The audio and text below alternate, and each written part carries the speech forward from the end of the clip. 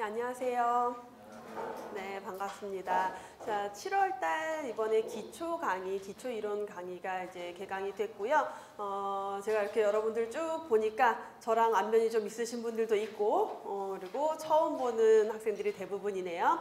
먼저 강의에 대한 소개를 좀 하고 들어갈 건데, 여러분들 이제 준비하시는 시험이 보건직, 그리고 의료기술직, 그 다음에 뭐 더 있으면 보건연구사 그 정도, 그리고 뭐 보건복지부라던가 그다음 보건진료직 같은 경우들이 이제 공중보건학 강의를 듣게 되는데, 처음 공부를 시작하시는 분들도 있고, 그다음에 기존에 공부를 하셨던 분들도 있어요. 근데 또 수업을 들으시는 분들도 있어요. 중간에 껴서.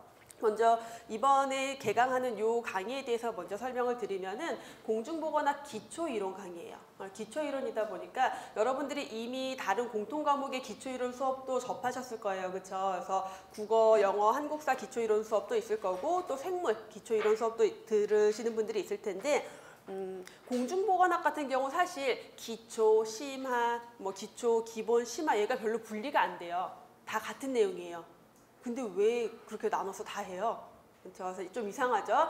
과목 특성상 이제 어떤 하나의 핵심 내용으로 들어가는 과목이 아니라 여러 과목을 짬뽕 시켜놓은 게 공중보건학이에요. 그러다 보니까 처음에 공부를 할 때는 너무 힘들어요. 내용이 너무 많고 막 분산돼. 뭔가 하나에 집중되는 게 아니라 막 이것저것 별의별 게 다 나와요. 그러다 보니까 처음 공부할 때는 좀 힘든데, 하다 보면은 회독수가 늘어나다 보면은 좀 쉽네가 돼요. 그래서 나중에 여러분들이 시험을 보실 때, 시험을 한 번이라도 봐보신 분들은 느끼셨을 텐데, 다른 과목에 비해서 오히려 시험을 쉽게 봐요. 공부가 어느 정도 되어 있으면. 그럼 뭐냐면 공중보건학 그리고 보건행정학은 여러분들이 점수를 가져가야 되는 과목이에요. 전공 과목인데 어려워서 나 얘 때문에 떨어지면 어떡하지, 그게 아니라 떨어지는 학생들은 100% 뭐 때문에? 영어 때문에 떨어져요. 여러분들 진짜 영어 공부 열심히 하셔야 돼요. 왜냐하면 공중보건학 공부를 쭉 해서 영어에서 부족한 점수를 공중보건에서 누가 더 많이 채우느냐예요, 결국은. 그럼 결국 공중보건학을 잘해야 돼요. 그래야지 어차피 내가 좀 부족할 영어 점수나 혹은 국어 점수, 생물 점수를 메꿔서 나의 총점을 높일 수가 있겠죠. 그래서 우리 학생들 시험 보고 오면은 공중보건, 보건행정 보통 교수님 저 다 맞았어요 하는 학생들이 꽤 있고요. 그 다음에 하나 틀렸어요. 많이 틀려야 2개 정도예요. 3개 틀리면 안 돼요. 그래서 나는 공중보건 보건행정은 만점 받을 거야 라는 목표를 가지고 하셔야지, 여기서 틀릴 거를 생각하고 가시면 안 되는 과목이에요. 그러다 보니까 이제 공부 양이 좀 중요한데, 얘는 깊이 들어가는 게 아니라 넓게 봐야 되는 과목이에요. 그래서 앉아서 막 외우는 것보다는 회독수를 늘려서 여러분들이 전반적인 모든 내용을 가지고 있는 게 굉장히 중요한 과목이에요. 그래서 기초이론, 그다음 기본이론, 심화이론, 그리고 문제풀이까지 해서 쭉 회독수를 최소 4회 정도는 여러분들이 강의만으로도 4회 정도의 회독수를 늘려갈 수 있을 거예요. 그래서 과목에 대해서 좀 보면은, 자, 지금 여러분들 아직 교재 아니고 저희 프린트물로 강의를 이번 강의는 진행이 될 건데, 총 챕터가 이렇게 나뉘어져 있어요. 공중보건 총론, 역학보건통계, 질병관리, 환경보건, 산업보건 등등.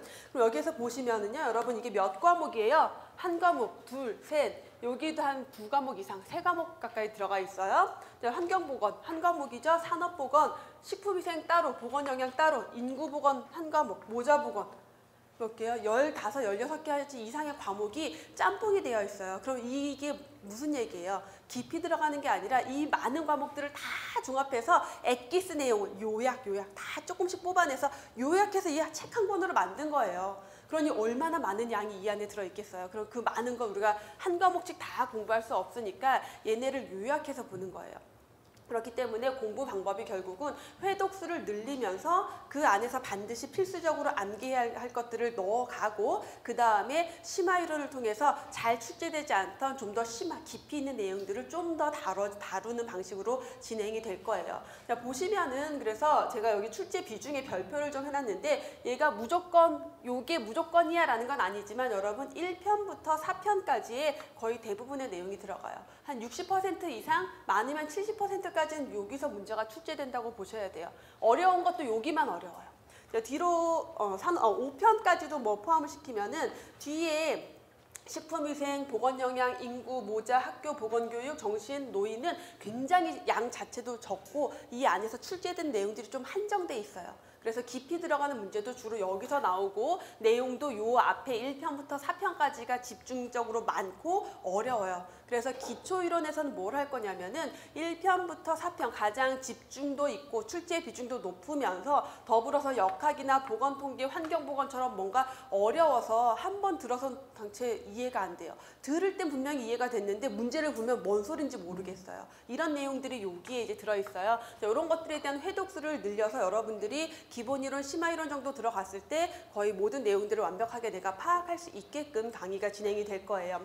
그래서 전체 강의가 지금 여러분들이 기초이론, 지금 기초이론 하고 있는 거죠. 두 달 한 7주에서 8주 정도 기초이론 수업이 진행이 될 거고 끝나면 기본이론이 들어가겠죠. 기본이론에서는 1편부터 10편까지 당연히 모든 내용을 전체적으로 아주 짜투리 조그만 내용까지 다 볼 거예요. 하나도 안 빼놓고 다 볼 거예요. 교재에 있는 내용을. 그래서 교수님 그것까지 꼭 설명해야 돼요. 이거 별로 안 중요한 것 같은데 다 할 거예요. 어디서 나올지 모르기 때문에 한 번 이상은 우리가 읽어봐야 돼요. 그래서 그 내용들을 다 하고 그다음에 심화이론이 들어가겠죠. 그러면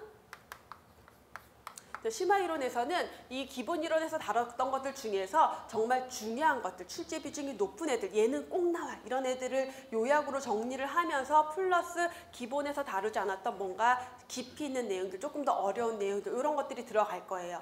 자, 그러고 나면은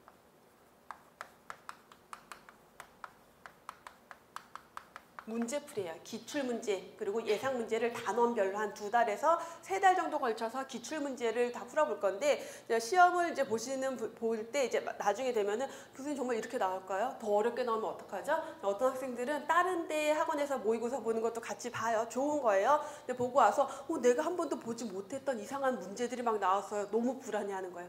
그럴 필요 없어요. 기출문제에서 80% 이상 똑같이 나와요. 거의 비슷하게 나와요. 나머지 20%를 얼마나 더 잘 푸느냐의 싸움이고 기본 공부만 되어 있으면 되기 때문에 굉장히 중요한 시간이 요때예요. 또 기출 단원, 기출별로 기출 문제를. 그래서 기출 문제를 여러분 문제 연도별로 풀어볼 게 아니라 단원별로. 그래서 교재 흐름이랑 똑같이 문제를 풀면서 교재 내용을 한번 다시 정리할 거예요. 2가지 효과죠. 문제도 풀어보고 전체 내용도 정리하고. 자, 이렇게 해서 끝나고 나면 마지막 모의고사까지 강의가 진행이 될 거예요.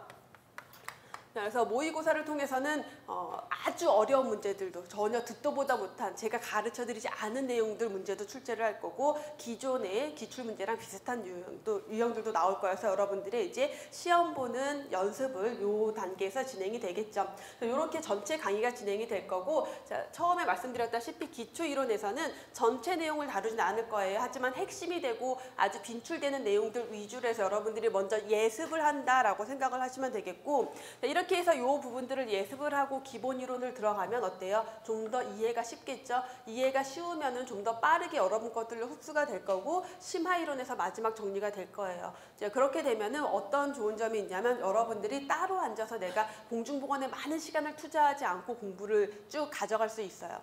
여러분들 이미 7월에 강의를 공부를 시작을 하고 있기 때문에 11월, 12월, 1월 사실 1월에 준비를 시작하는 학생들이 굉장히 많아요. 여러분들의 몇 배 이상이 1월에 시작해요. 그리고 여러분들은 훨씬 더 유리한 입지에 있는 거죠. 회독수가 이미 늘어났기 때문에 마지막에 이제 나에게 취약한 부분들, 영어나 국어나 이런 부분에 좀 더 집중할 수 있는 시간을 벌 수 있는 효과도 있고 공중보건 보건행정이 단순하게 하나하나를 원리를 파악하는 과목이 아니라 전체 흐름과 함께 몇 가지 핵심 포인트 암기 내용으로 진행이 되기 때문에 이런 식의 커리큘럼으로 들어갈 거다라는 걸 먼저 강의를 설명을 좀 드렸고요.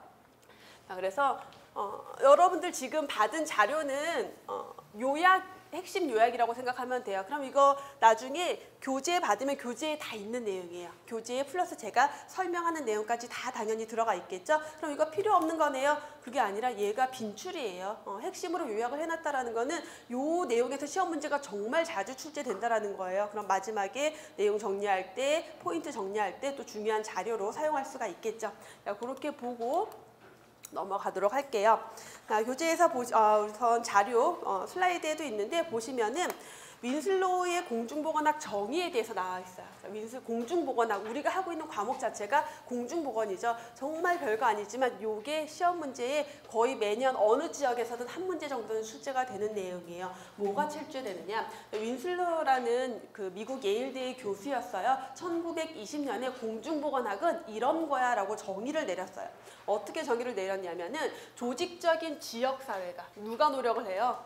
지역사회가 노력을 하는 거예요. 지역사회가 노력을 해요. 노력을 해서 뭘 달성하고자 하냐면 목적을 세 가지를 얘기했는데 질병을 예방하고 수명을 연장시키고 신체적, 정신적 효율을 증진시킨다. 자, 요 세 가지가 공중보건의 목적이에요. 그래서 시험 문제에 다음 중 윈슬로우 교수가 정의한 공중보건의 목적에 해당하는 것은, 목적에 해당하지 않는 것은 이런 식의 문제들이 정말 그렇게 쉽게 되겠어요? 그런 문제들이 자주 나오고 있어요. 그러한 뭐다? 기술이고 과학이다. 그냥 학문이 아니라 기술과 과학이 들어가 있는 학문이다. 그러면 조직적인 지역사회가 노력을 해서 이 세 가지 목적을 달성해야 되는데 어떤 노력을 해야 되는데 노력도 알려줘야 되겠죠? 먼저 조직적인 지역사회는 환경위생을 관리해야 돼요. 환경이 그 지역사회 주민들의 건강에 미치는 영향이 크다. 그러니까 환경위생도 관리하고 자 1920년 요때까지는 아직도 전염병이 그나마 좀 더 남아있었을 때니까 전염병에 대한 관리도 지역사회가 해야 되고 개인 위생에 관한 보건교육. 자, 개인 위생이 건강에 굉장히 중요한데 사람들이 그걸 할 수 있도록 만들어줘야 돼요. 그래서 보건교육도 해야 돼요. 자, 다음에 의료 간호 서비스를 조직화하는데 공중보건에서는 여러분 계속 앞으로 가면서 보면은 전문적인 치료 이런 거 별로 안 들어가요. 이걸 안 좋아해요. 치료가 아니라 예방해야 돼요. 최대한 예방해야 돼요. 그래서 어떤 의료 간호 서비스냐면 조기 발견 그리고 예방적 치료를 위한 조직화예요. 중요한 내용이죠. 그러면 보기에 조직적인 지역사회가 하는 노력이 어떤 질병의 치료를 위한 의료 간호 서비스 조직화 이게 아니에요. 예방적 치료와 조기 발견을 위한 이 서비스를 조직화해야 된다라는 거죠. 그 다음 사회제도 끊겼는데 사회제도를 발전시켜라. 지역사회가 어떤 사회제도를 사람들이 건강을 유지할 수 있도록 생활 수준을 적합하게 만들어줄 수 있는 적절한 생활 수준을 보장받을 수 있는 사회제도를 발전시켜라. 자, 이렇게 5가지의 노력을 통해서 3가지의 목적을 달성하고자 하는 게 공중보건학이다라고 정의를 했고 지금까지도 가장 고전적이고 기본이 되는 정의로 사용이 되는 게 이 윈슬로우 교수의 정의예요. 자, 이후에 뭐 WHO나 어디에서 이렇게 다양한 정의를 했지만 같은 내용이에요. 결국은 정의한 내용들이 다 같죠. 윈슬로우의 정의 중요하다라고 강조를 드리고 봤고요. 자, 다음에 그러면 공중보건학이라는 과목 우리가 예방의학이라는 것도 있고 임상의학이라는 것도 있는데 뭐가 다르냐? 우선 임상의학이라고 하면 우리 병원 가서 치료받는 게 의학이죠. 임상에서 사용되는 의학. 자, 대상이 누구예요? 의학의 대상은 병원에 가야지 환자가 대상이에요. 근데 예방의학이라는 것도 있어요. 자, 의사들의 전공 과목들 중에서 예방의학과가 따로 있어요. 정형외과, 신경외과, 내과, 예방의학과. 예방의학과는 뭘 하는 거냐면 공중보건이랑 비슷한 걸 하는데 대신 누굴 대상으로 하냐면 개인이랑 가족들을 대상으로 질병을 예방하기 위한 의학이 예방의학이에요. 그리고 공중보건학은 개인, 가족이 아니라 앞에서 뭐라 그랬어요? 조직적인 지역사회가 노력을 해서 누구를 위해서? 지역사회 집단. 그래서 공중보건의 대상이 누구냐? 지역사회 주민, 지역사회 집단, 지역사회. 자, 개인, 가족, 어떤 질병이 있는 사람 아니에요. 지역사회 집단을 대상으로 한다. 예방의학과 공중보건학은 대상은 다르지만 목표는 같아요. 어떤 것? 질병을 예방해요. 그래서 수명을 연장시켜요. 그러니까 어떻게 돼요? 육체적, 정신적, 신체적이고 정신적 결국은 건강 증진이 되는 거죠. 육체적, 정신적 건강 능률의 향상, 건강 증진이라는 거죠. 그래서 건강을 증진시키고 질병을 예방하고 수명을 연장시키고자 하는 게 공중보건과 예방의학의 공통된 목적이 되는 거죠. 하지만 임상의학은 뭐예요? 질병을 치료하는 게 목적이에요. 오는 환자들에 대해서.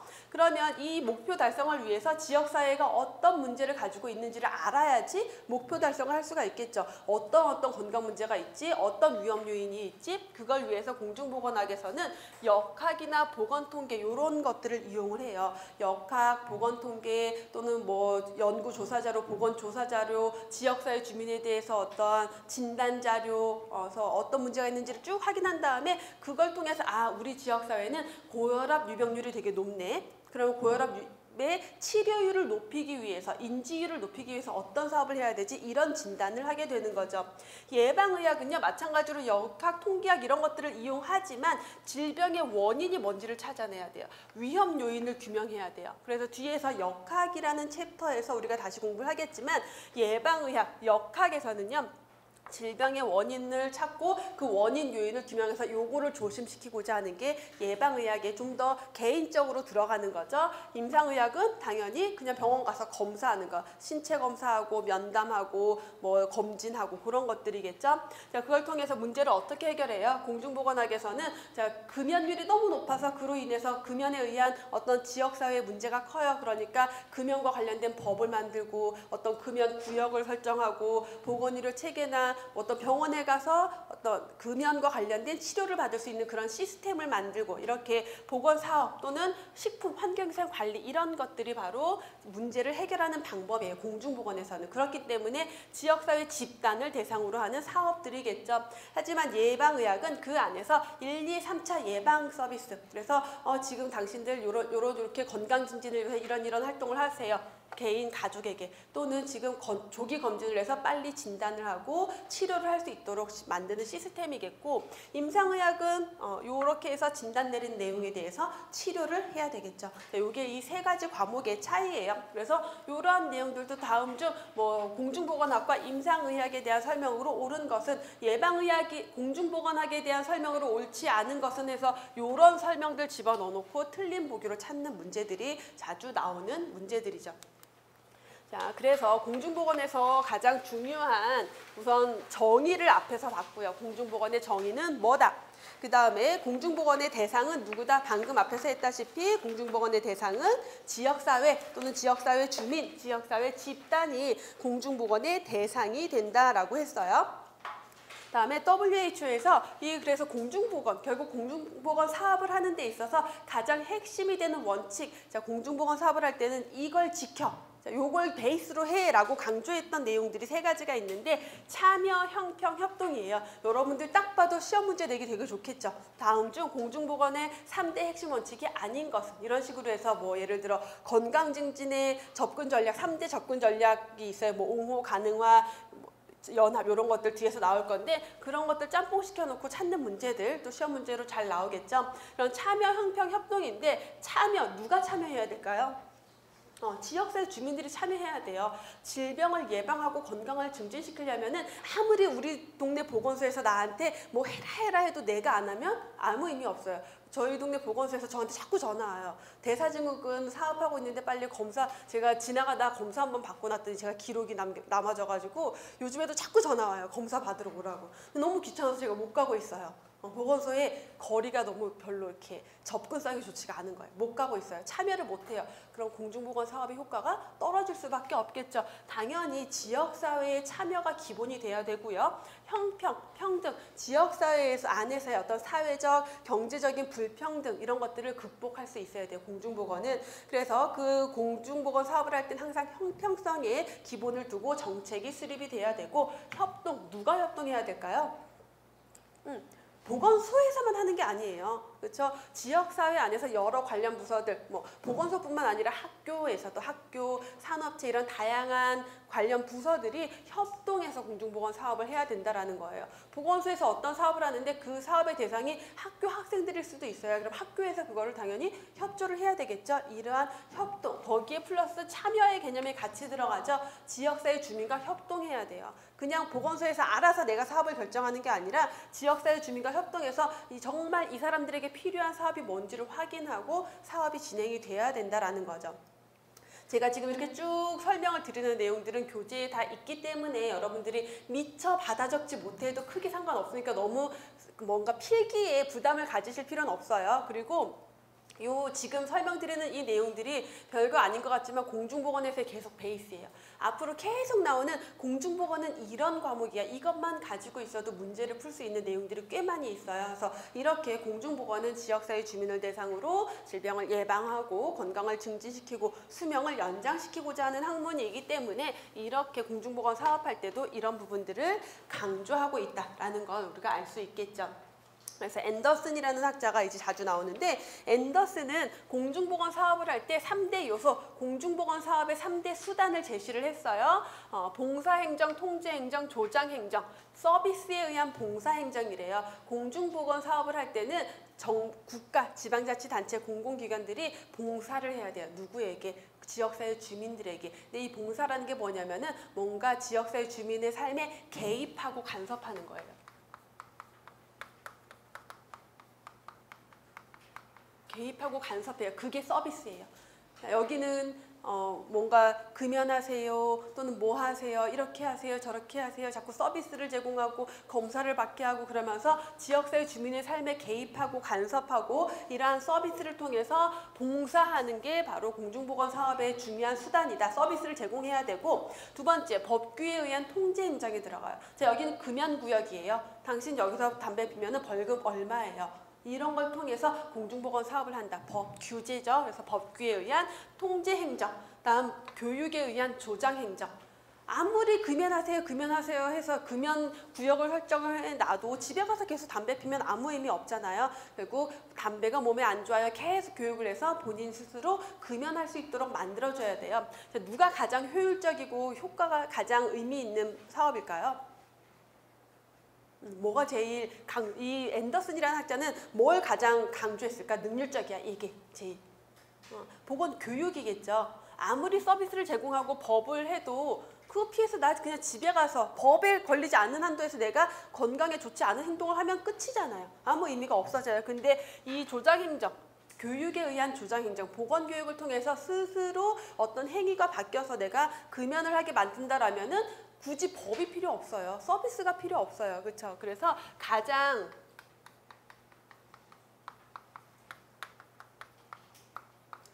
능률적인 사업수단, 가장 강조된 거는 바로 교육에 의한 조장행정이다. 그래서 보건교육이라고도 하고 조장행정이라고도 하고요. 보건법규라고도 하고 통제행정이라고도 해요. 보건봉사 또는 봉사행정. 그래서 이렇게 봉사행정, 통제행정, 조장행정이라고도 하지만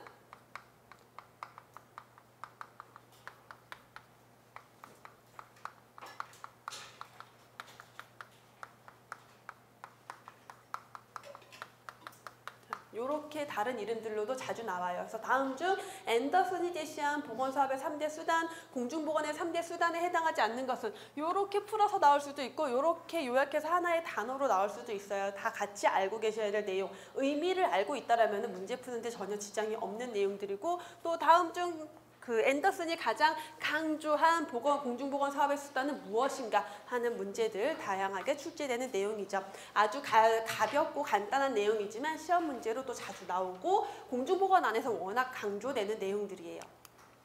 자, 다음에 1차 보건 의료라는 개념으로 넘어갈 건데 자, 지금까지는 우리가 공중보건에 대한 걸 봤어요. 공중보건은 이런 거야, 이런 거야, 이런 거야 라고 쭉 했는데 자, 다음에 나오는 1차 보건 의료. 자, 여러분 1차 보건 의료라는 거에 대해서 좀 들어봤어요?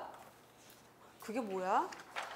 1차 진료? 왜 의원 가는 거? 자, 그러한 단순한 개념의 의료를 얘기하는 게 아니라 1차 보건 의료라는 것은 WHO, 세계보건기구에서 굉장히 초기에 1900년 들어와서 이제 초기에 강조됐던 개념이 바로 1차 보건의료예요. 왜 1차 보건의료를 강조하게 됐느냐? 과거에는 이제 의학기술이 많이 발달하지 않았었지만 1900년대 들어오면서 의학기술이 우리 공중보건 역사하면 또 배우게 될 건데 의학기술이 굉장히 발달하게 돼요. 그러다 보니까 과거에 1980년대, 1800년대만 해도 전염병, 굉장히 많은 콜레라, 결핵, 페스트 이런 전염병들이 굉장히 많은 우리 인구 집단의, 인간의 목숨을 빼앗아 갔는데 질병 양상이 파스테르나 코후나 이런 사람들이 균들을 발견하고 그거에 대한 예방 백신이 만들어지고 그러다 보니까 전염병이 다 없어져 가기 시작했어요. 그래서 감염병 위주의 질병들이 어떻게 감염병이 없어지기 시작했는데 대신 의학기술 발달과 함께 산업도 발달하고 나라도 발달하고 경제 수준도 높아지면서 어때요? 사람들의 생활 습관이 바뀌었죠. 생활 습관이 바뀌다 보니까 만성질환이 이제는 중요한 건강 문제가 되고 있어요. 만성질환. 그래서 감염병에서 만성질환으로 넘어온 거는 공중보건과 보건행정의 발달에 굉장히 많은 영향을 미치게 돼요. 이렇게 발달이 됐어요. 의학기술이 발달하다 보니까 치료 수준도 굉장히 발달하고 그러다 보니까 의료비가 어떻게 될까요? 의료 자체가 되게 고급화되는 거예요. 치료가 고급화되고 그러다 보니까 주로 의료기관들이 어디에 가 있어요? 시골 이런 데 돈 없는 사람들이 있는데 안 가고 고급화된 기술을 돈 많은 사람들한테 주기 시작해요. 그래서 도시화. 이런 문제들이 결국 뭘 가져오냐면은 의학기술 발달, 고급화, 도시화 이런 것들로 전체적인 국민 의료비가 굉장히 증가해요. 만성질환으로 변화된 것도 의료비 증가에 굉장히 많은 영향을 미쳐요. 뭐냐면 감염병일 때는 어때요? 질병에 걸렸다가 죽으면 땡이에요. 또는 회복이 되면 너무 잔인하게 얘기했어요. 하지만 어쩔 수 없어요. 감염병이 유행할 때 그 당시 치료 기술이 발달하지 않았을 때는 굉장히 많은 사람들이 질병으로 죽었어요. 더 이상 의료비가 발생하지 않아요. 근데 만성질환 어때요? 여러분 고혈압 걸려서 사망하신 분 주변에 고혈압이 진행되고 뭔가 합병증이 걸려요. 당뇨병도 당뇨 진단받아서 3개월 안에 이런 거 없어요. 그렇죠? 10년, 20년 가다가 다른 합병증. 결국 만성질환은 굉장히 오랫동안 질병이 진행이 되면서 다른 합병증을 유발해서 많은 치료비를 요하게 돼요. 그러다 보니까 이 모든 요인들은 뭘 만들어요? 국민의료비를 증가시켜요. 그 다음에 의료비가 비싸지니까 돈이 있는 사람들은 어쨌든 서비스를 받는데 돈이 없는 사람들은 못 받아요. 또는 산업화, 도시화가 된 지역에는 의료기관이 있지만 경제적으로 낙후된 지역들, 아프리카나 어디 동남아 어디나 이런 오지 이런 데들은 의료기관이 없어요. 형평성.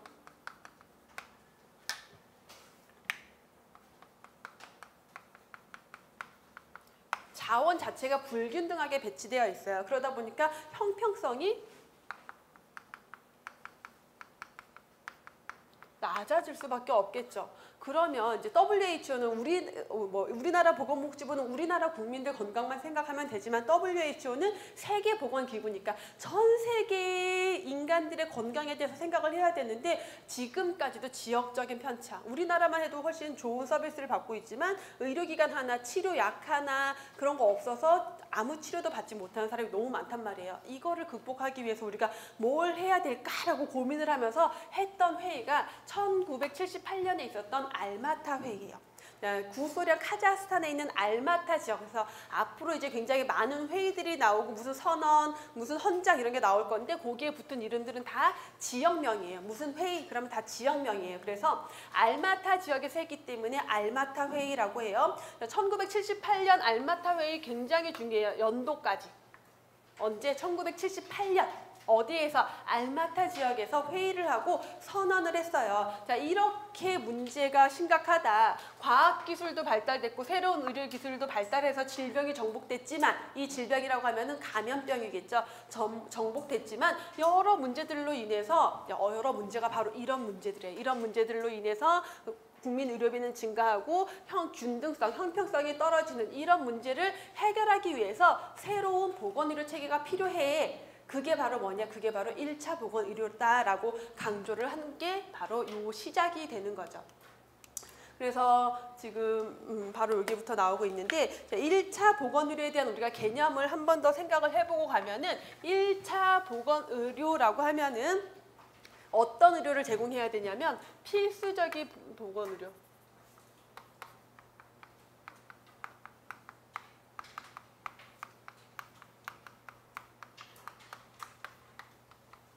전문적인 의료 아니에요. 필수적인 보건의료를 지역사회와 지역사회 주민들이 받아들일 수 있는 방법으로 수용 가능성이라는 개념이죠. 지역사회 주민들이 받아들일 수 있는 방법을 이용을 하고 그 다음에 비용도 적절해야 돼. 너무 비싸면 안 돼요. 지불이 가능한 방법, 지불 부담 능력이죠. 지불이 가능한 방법을 이용해서 그 다음에 또 하나 뭐가 나오냐면 그들의 참여하에 누구? 주민 참여죠. 주민들이 참여해서 쉽게 골고루 이용할 수 있도록 접근이 가능해야 돼요. 요런 것들이 가능하게 제공해야 된다. 뭐를? 필수적인 보건 의료를. 그래서 접근성이라고 하면 무슨 개념이겠어요? 우리가 이용할 수가 있어야 돼. 우선 내가 병원 한번 가려고 하는데 2시간, 3시간 차 타고 버스 타고 뭐 배 타고 이러고 가야 돼요. 못 가요. 아플 때. 그쵸? 그 다음에 우리 동네에 병원이 있어요. 보건소가 있는데 너무 비싸. 못 가요. 나 우리 동네 보건소가 5시 땡 하면 닫아요. 그럼 나는 6시에 퇴근하는데 못 가요. 이런 지리적이고 뭐 경제적이고 시간적인 접근성이 보장이 돼야 돼요. 지리적, 경제적, 시간적 또는 사회적으로, 문화적으로 쉽게 이용할 수 있어야 된다. 그래서 접근성이라는 것은 쉽게 이용할 수 있어야 된다라는 개념이겠죠. 수용 가능성. 그래서 보건의료 서비스를 제공하는데 여기서 제공되는 보건의료 서비스는 지역사회 대상인 지역사회 주민들이 받아들일 수 있는 방법이에요. 이게 뭐 어떤 서비스를 제공하는데 이게 굉장히 비윤리적이고 비도덕적이에요. 그러면은 받아들일 수 없겠죠. 또는 나에게 너무 어떤 이렇게 고통을 줘요. 그럼 못 받아들이겠죠. 그래서 받아들일 수 있는 방법으로 주민 참여, 반드시 주민의 참여. 아무리 서비스를 가까운 데서 공짜로 지금 제가 안 가고 있죠. 공짜로 검사해 준다는데 그렇게 안 가고 있어요. 주민 참여가 반드시 동반이 돼야 되고요. 지불 부담 능력 너무 비싸면 안 돼요. 적당한. 자, 이 지불 부담 능력에는 2가지가 있는데 우리 지역사회 주민들이 그 서비스를 이용하는데도 비용이 적절해야 돼요. 또 지역사회에 있는 그 보건소 어떤 공중보건 사업을 하고자 하는데 거기에 들어가는 자원, 예를 들어서 대사증후군 진단 이제 저에게 검사를 해준다는데 검사비가 그쪽에서 시행하는 어떤 자원에 들어가는 비용이 10만 원, 20만 원이다 하겠어요? 못하겠죠? 보건사업에 들어가는 투자되는 비용도 적절해야 돼요. 그래서 지불부담 능력에 맞아야 된다라는 거. 그래서 요 4가지를 우리는 묶어서 가장 중요한 핵심 원칙 4가지 4A라고 해요. 그래서 1차 보건의료의 접근 원칙 4A 하면은 요 4가지를 의미를 해요. 접근 원칙.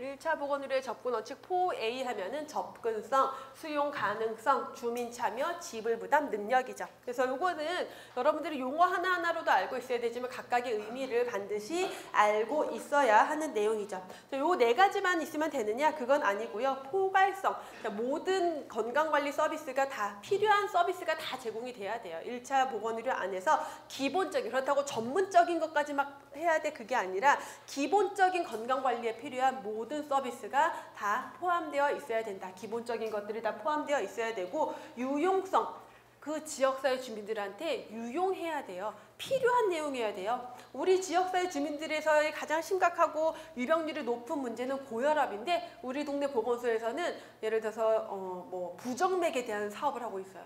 안 필요해요. 그렇죠? 그래서 유용한 거, 지역사회 주민들에게 필요한 유용한 서비스여야 된다. 그다음 지속성. 자, 6개월 동안 사업하고 끝. 자, 제가 이제 보건소에서 계속 연락이 온다라고 했는데 그 첫 검사를 받았던 게 작년 한 3월, 4월에 했는데 1년이 지났는데도 저한테 계속 연락이 오고 있어요.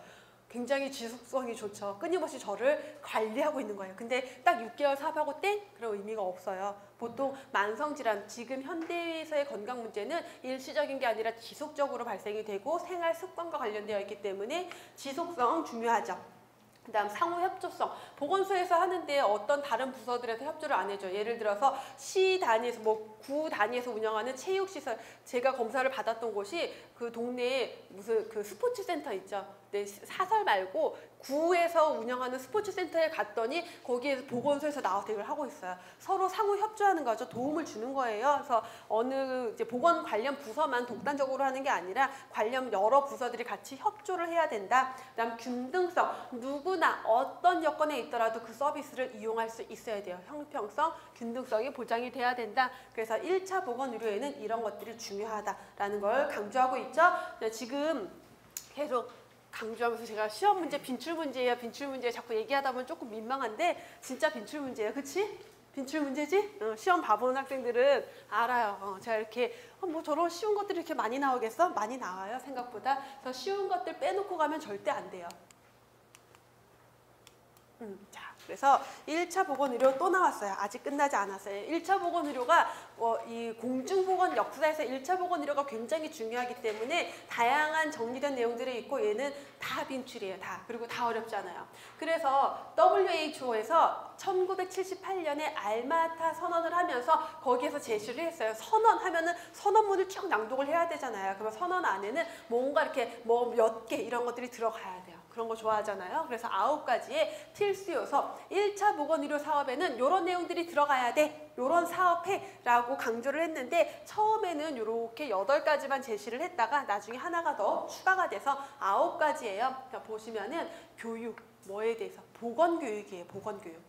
간단하게 얘기하면 보건교육이죠.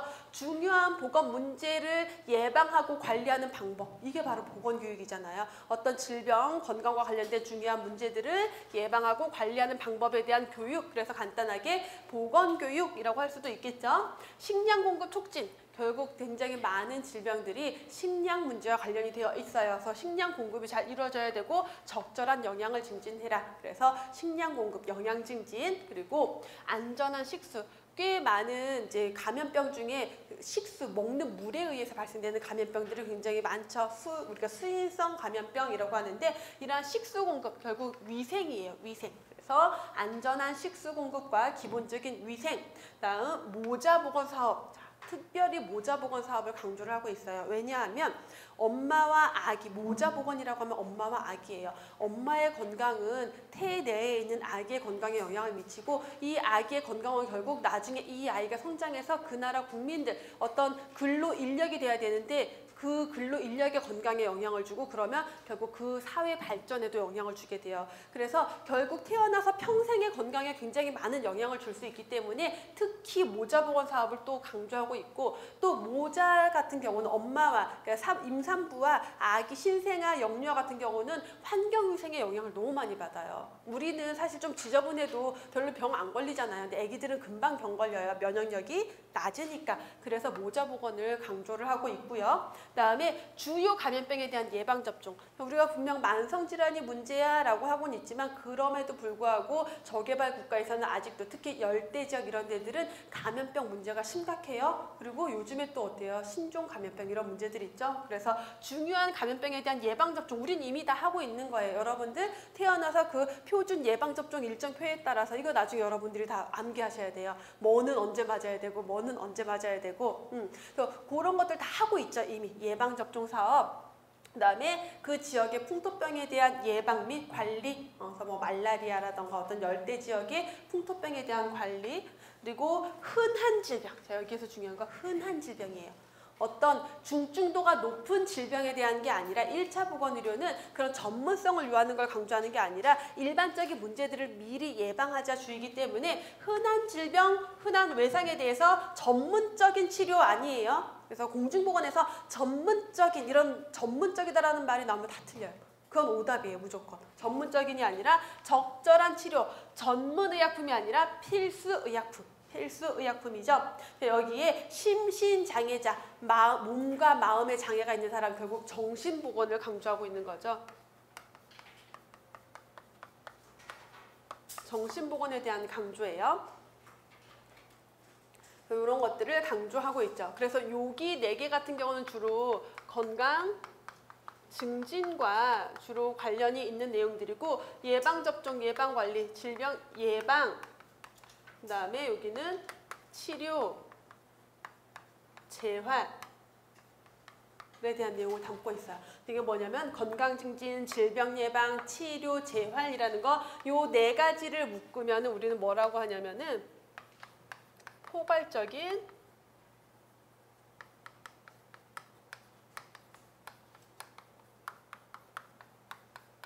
포괄적 보건의료라고 해요. 건강증진, 질병예방, 치료, 재활 이 4개를 묶으면은 포괄적인 보건의료라는 개념으로 또 넘어갈 수가 있어요. 여기에서는 지금 1차 보건의료에서 특히 필수 요소로 강조된 내용들을 봤고요. 자, 다음에 1차 보건의료가 하나 더 나올 거예요. 뭐가 이렇게 많아요? 뭐가 이렇게 많지만 똑같은 내용 계속 반복이에요. 똑같은 내용 계속 반복이고 요 내용들이 그대로 시험 지문으로 나오고 있는 내용들인데 자, 요것도 요 내용들이 정말 그냥 그대로 지문으로 고스란히 나오고 있어요. 보면은 1차 보건의료는 그래서 어떻게 접근을 해야 되냐면 예방에 중점을 둬야 돼요. 예방. 항상 예방. 치료에 중점을 둔다. 오답. 예방에 중점을 둔다. 적절한 기술과 인력을 사용한다. 그 지역사회에 있는 1차 진료의사를 활용한다. 틀려요. 여기에서 1차 보건의료에서 진료의사 이런 개념이 나오면 틀려요. 그냥 그 지역에 있는 적절한 보건의료 기술, 보건의료 인력 그 지역에 있는 내용들을 활용해야 되고 쉽게 이용 가능해야 된다. 누구나 접근성이 있어야 된다라는 거죠. 지역사회가 받아들일 수 있는 방법, 수용 가능성. 우리 앞에서 했던 4A에서 그거였죠. 접근성, 수용 가능성. 적극적인 참여, 주민 참여가 있어야 된다. 그리고 상호 협동, 상호 협조가 있어야 된다고 했죠. 관련 분야에 상호 협력이 이루어져야 되고 지불 능력에 맞아야 된다. 지역사회의 지불 능력에도 맞아야 된다라는 거고 그다음에 자조 자립 정신 뭐예요? 자조 자립. 내가 스스로 설 수 있어야 돼요. 자조정신, 자립정신, 주체적으로 내가 스스로 설 수 있어야 돼요. 뭐냐면 내가 스스로 내 건강관리를 할 수 있어야 돼요. 그러기 위해서 보건교육이 중요하겠죠. 그래서 지역사회 주민들의 질병을 이렇게 우리가 지역사회가 예방해줄게 이렇게 끌어안고 있는 게 아니라 자, 이렇게 하면 예방할 수 있으니까 니네가 해 했을 때 내가 스스로 내 질병 예방을 위한 행위들을 할 수 있어야 되겠죠. 그게 자조, 자립정신이고 그 지역 특성에 맞는 사업을 해야 돼요. 국가에서 내려온 사업, WHO에서 강조한 사업을 하는 게 아니라 우리 지역에 진짜 필요한 사업이 뭐지? 그러기 위해서는 제일 먼저 뭘 해야 되냐면 그 지역사회에 뭘 해야 돼요? 진단을 먼저 내려야 되겠죠? 우리 지역사회에 어떤 건강 문제가 있지? 삶의 질 수준이 어떻지? 이런 것들을 먼저 확인한 다음에 거기에 맞는 사업을 해야 돼요. 그래서 뒤에 가서 보건사업에 대해서 기획할 때 보건사업 기획할 때 제일 먼저 뭘 해야 되냐? 그럼 무조건 지역사회 진단이에요. 뭐가 문제인지를 알아야지 거기에 대한 적절한 사업을 하겠죠. 그래서 특성에 맞는 사업을 해야 된다라는 내용을 강조하고 있죠.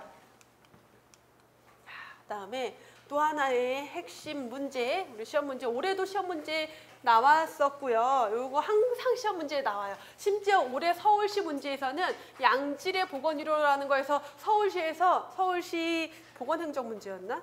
보건행정이었던 것 같다. 어쨌든 공중보건 보건행정에서 다 강조됐는데 서울시 문제에서는 양질의 보건의료 문제만 2개가 나왔어요. 요 슬라이드랑 요거랑 요 2개에서 문제가 나왔어요. 그 정도로 양질의 보건의료는 굉장히 강조되고 있고 시험 문제로 자주 나오는 내용이에요.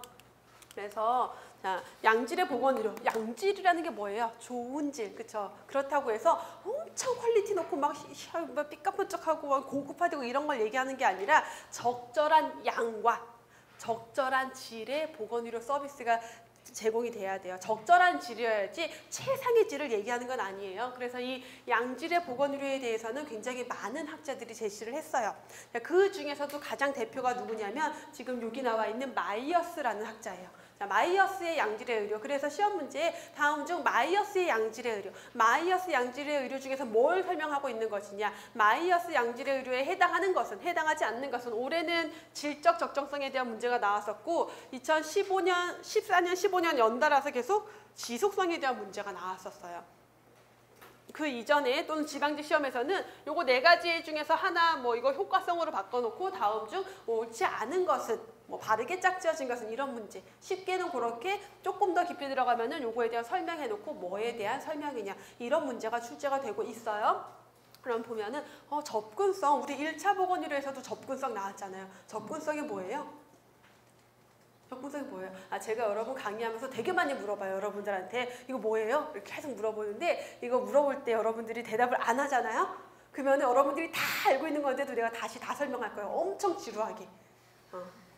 그 다음에 또 하나는 뭐냐면 여러분들이 내가 대답을 해요. 근데 틀릴 수도 있어. 지금은 되게 쉽지만 뭔가 물었을 때 틀릴 수도 있어요. 그럼 좀 창피하잖아. 대신 계속 기억에 남아요. 그거 이거였는데. 그 다음에 내가 맞췄잖아요. 역시. 그래서 여러분께 돼요. 그래서 제가 이렇게 많이 물어볼 때 자꾸 대답을 하세요. 그게 여러분 공부에 굉장히 도움이 많이 돼요. 그래서 접근성이 뭐라고요? 접근성? 그렇지. 쉽게 이용해야 돼요. 그럼 쉽게 이용하려면 어떻게 해야 돼요? 지리적으로도 가까워야 되고 시간적으로도 맞아야 되고 경제적으로도 맞아야 되고 또 뭐 있냐면 사회적이고 문화적인 것도 있어요. 예를 들어서 우리나라 나 요즘 너무 기분이 자꾸 다운되고 자존감이 떨어지는 것 같아. 정신과 좀 가봐야 될 것 같아. 이렇게 얘기하는 사람 봤어요? 잘 없잖아요. 우리 정신과 간다 그러면 막 정신과 왜 제 문제 있어? 이런 사회적 문화적인 시선이 있잖아요. 근데 어때요? 유럽이나 미국 같은 경우는 정신과 상담을 굉장히 중요하게 생각해요. 이건 사회적 문화적 그렇기 때문에 우리나라가 요즘에 그러한 그 묻지마 폭행이라던가 또는 막 우발적 이런 게 많이 나오는 게 우리나라는 이런 성장 과정에서 정신적으로 충분히 어려움이 있을 수 있는데 그걸 풀어주지 않고 하기 때문에 이게 계속 쌓이는 거죠. 그게 문화적인 장벽이에요. 또는 내가 결혼을 안 했는데 산부인과에 진료 보러 가. 그럼 막 나 이상하게 보면 어떡하지? 근데 원래 그거 아니고 여자들은 6개월에 한 번씩 산부인과 정기적으로 가서 진료도 봐야 되고요. 심지어 좀 예민한 사람들은 감기 걸려도 산부인과 가요. 왜냐하면 여자 몸에 대해서는 호르몬 변화나 이런 것들을 더 잘한다고 생각하는 사람들은. 이런 문화적 장벽이 없어야 되는데 그런 것들도 접근성을 떨어뜨리는 요인이 되는 거죠. 그래서 접근성, 질적 적정성, 어떤 질, 의료 자원, 특히 의료인 보건의료인이 가지고 있는 전문적인 능력이라던가 또는 뭐 질적인 수준 또는 그 시설의 적당한 수준, 질적 수준 이런 것들을 우리는 질적 적정성이라고 해요. 그리고 여기에는 그러한 의료 기술, 지식 또는 시설에 대한 질뿐만 아니라 도덕적이고 윤리적인 측면도 강조할 수가 있어요.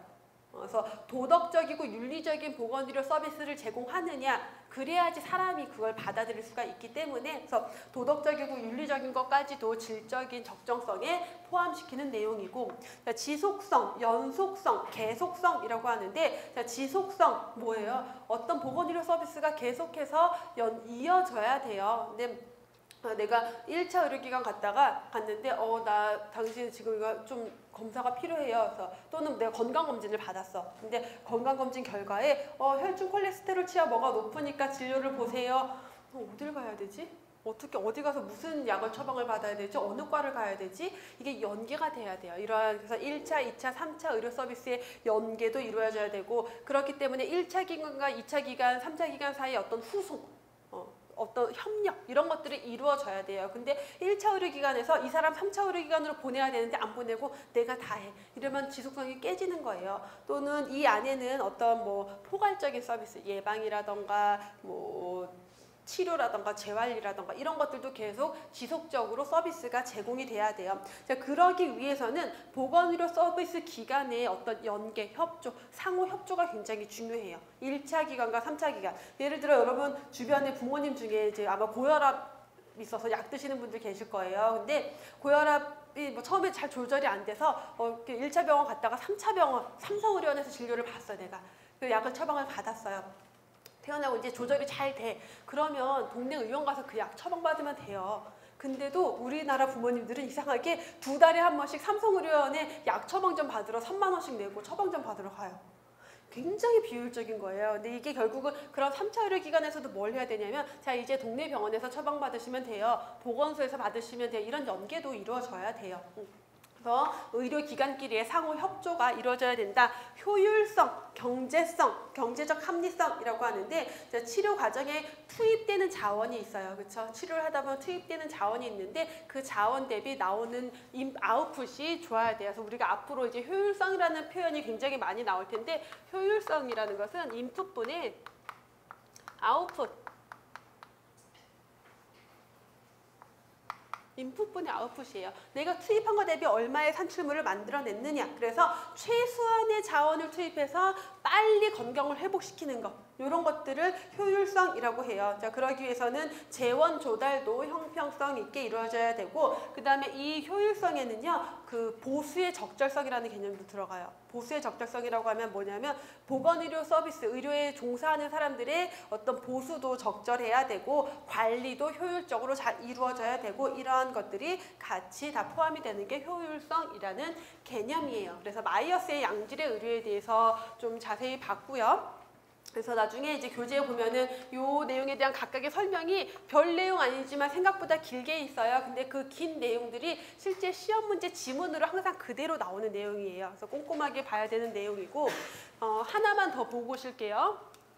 그래서 미국 공중보건학회에서 이 마이어스의 양질의 보건의료에 대해서 조금 참고를 해서 이렇게 구성 요소를 제시를 했어요. 접근 용이성이랑 뭐다? 개인적인 접근이 가능해야 되고요. 포괄적인 서비스가 이루어져야 된다. 이게 어떤 개념이냐면 건강 증진, 예방, 치료, 재활, 이게 연속성에서 지속성에서의 개념으로도 우리가 설명을 하는데, 접근성, 우리 동네에 있는 병원에서 이 모든 걸 다뤄야 되는데 그 병원에서 예를 들어 우리 동네에 있는 보건의료 서비스가 치료만 해주고 재활에 대한 서비스가 없어요.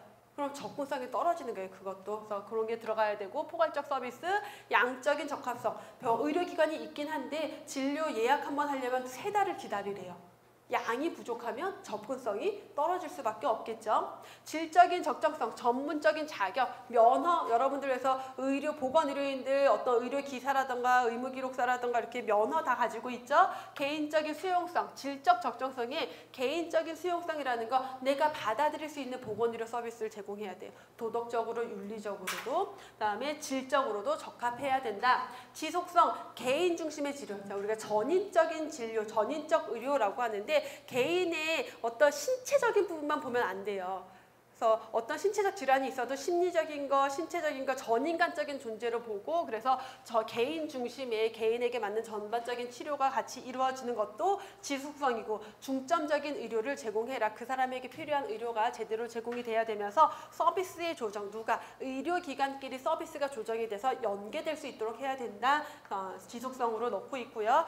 효율성에는 재정이 균등하게 잘 배분이 돼야 되고, 보상도 있어야 돼요. 보건의료인에 대해서 관리도 효율적으로 이루어져야 된다. 그래서 이 내용은요, 어떤 부연적인 설명이 들어갈 내용은 아니고 요거 그대로 시험 문제예요. 그냥 요거 그대로 시험 문제예요. 어떻게 다음 중 연결이 옳은 것은, 옳지 않은 것은. 그래서 쉽게 나올 때는 하나만 바꿔요. 근데 어렵게 나올 때는 막 뒤죽박죽으로 다 섞여놔요. 그래서 요거에 대한 개념을 명확하게 짝을 지어서 기억을 하고 있어야 되겠죠? 여기까지 하고요. 잠깐 쉬었다가 양질의 의료가 조금 더 남았는데 그 내용 보도록 할게요.